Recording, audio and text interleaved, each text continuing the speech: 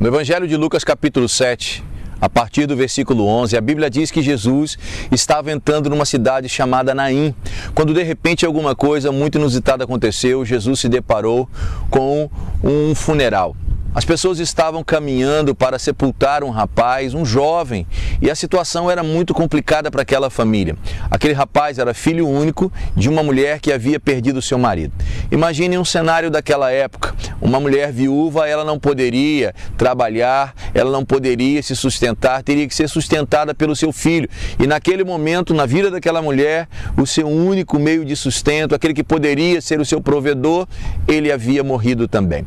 Então, a tristeza daquela mulher, sem dúvida alguma, era algo muito terrível, muito intenso.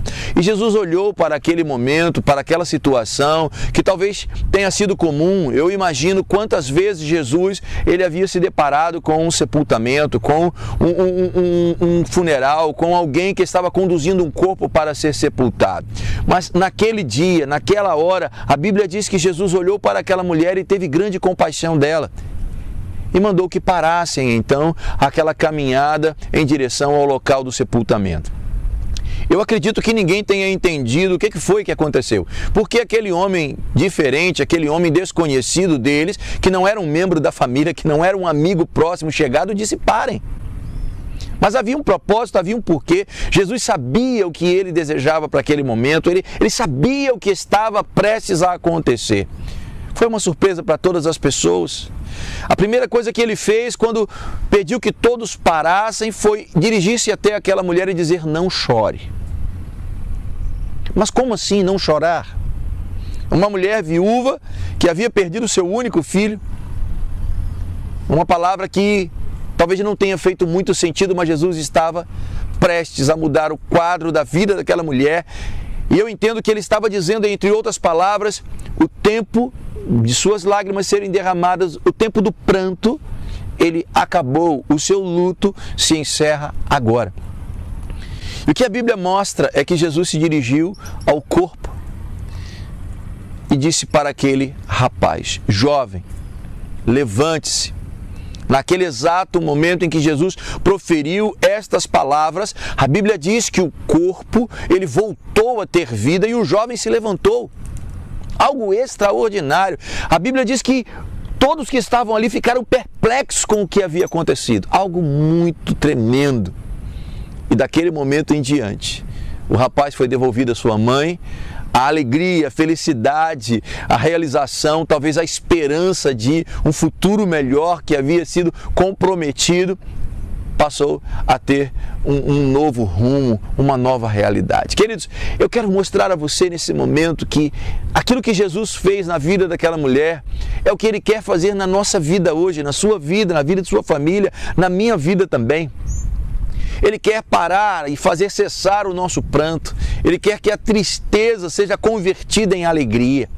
Veja que algumas lições nós podemos extrair desse momento do texto. A primeira delas é que Jesus, ele conhecia o pranto daquela mulher, a dificuldade, a tristeza profunda que estava no coração daquela mulher. Talvez as pessoas que estivessem mais próximas também sabiam, mas a intensidade só Jesus havia captado.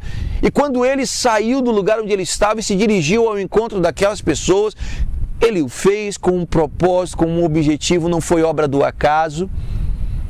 Isso significa que Ele está olhando para você e conhece o seu pranto, a sua tristeza, aquilo que está trancado no seu coração, aquilo que tem provocado lágrimas na sua vida. Jesus sabe. Não pense que você está isolado, não deixe que a depressão, que é o mal do século, te consuma. Eu não sei se você já pensou em alguma vez tirar a própria vida, mas se você pensou nisso, saiba de uma coisa: Jesus pode mudar o quadro. Não se desespere, não permita que a tristeza ou as dificuldades consumam você. Em segundo, nós vamos observar que Jesus, ele disse para aquela mulher: não chore. Sabe por quê? Porque Ele é Deus, Ele é o Consolador, Ele é o Senhor que pode fazer com que as nossas lágrimas, elas se revertam em riso, em alegria. Eu não sei há quanto tempo você chora.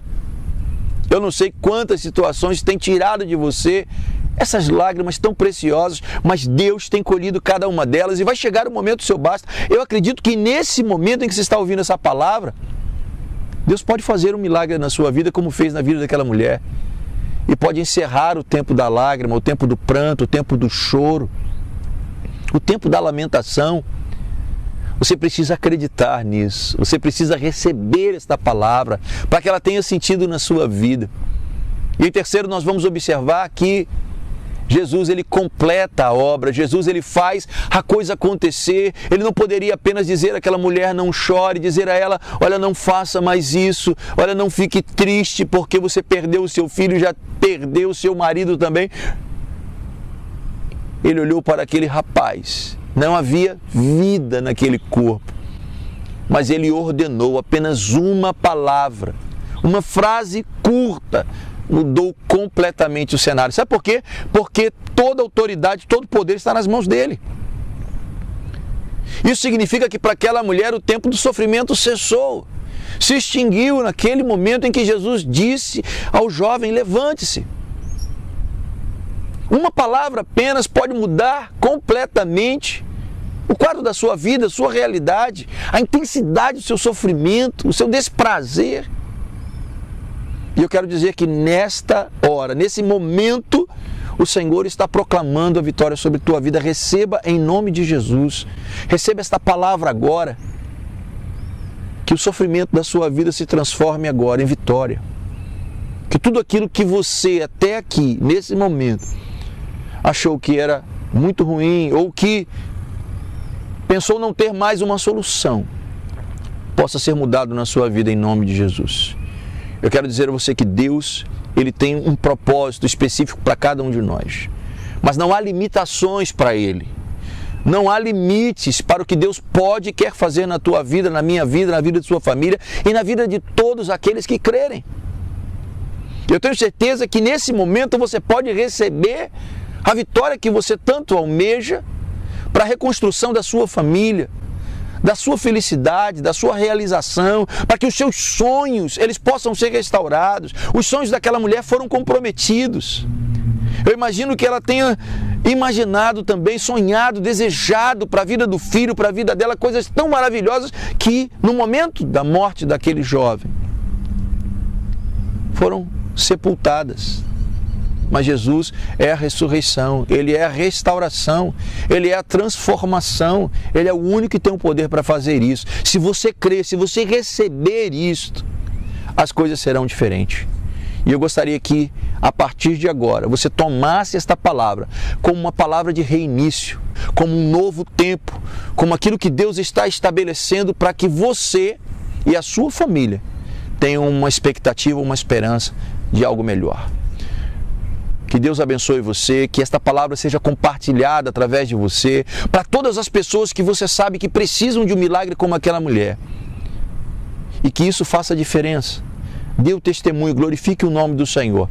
E saiba que não há limites para Deus. Que o Senhor abençoe e guarde você, em nome de Jesus.